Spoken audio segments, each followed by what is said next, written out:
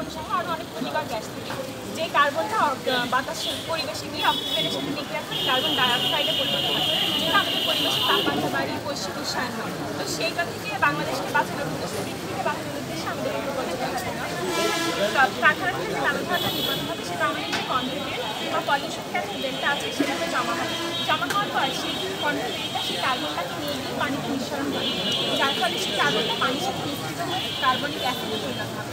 এবং কার্বনিক অ্যাসিডের ব্যবহারটা আমরা জানি চিকিৎসা ক্ষেত্রে বিভিন্ন গবেষণায়, তারপরে মাটির পিএইচ নিয়ন্ত্রণে ব্যবহৃত হয়। তো এটা আমাদের গবেষণায় অনেক উন্নতি করবে, আমাদের বাংলাদেশকে এগিয়ে নিয়ে যাবে। যখন এই কার্বনিক অ্যাসিডটা জমা হবে, জমা হওয়ার সাথে সাথে এটা আমাদের এই যে পিউরিফায়ারটা আছে এটাতে গিয়ে জমা হতে থাকবে এবং এটা যখন হয়ে যাবে তখন আমাদের কারখানায় এটা নিয়ে সারা দেশে সরবরাহ করা হবে। এবং আমরা ইলেকট্রিসিটি ব্যবহার করছি, এখানে আমরা যে সোলার প্যানেলটা আছে সেটা থেকে যে বিদ্যুৎ উৎপন্ন হবে সেটা থেকেই আমাদের এভাবে আমরা বাংলাদেশকে তাপমাত্রা বৃদ্ধি এবং কারখানা থেকে যে কার্বনটা বের হয় ধন্যবাদ।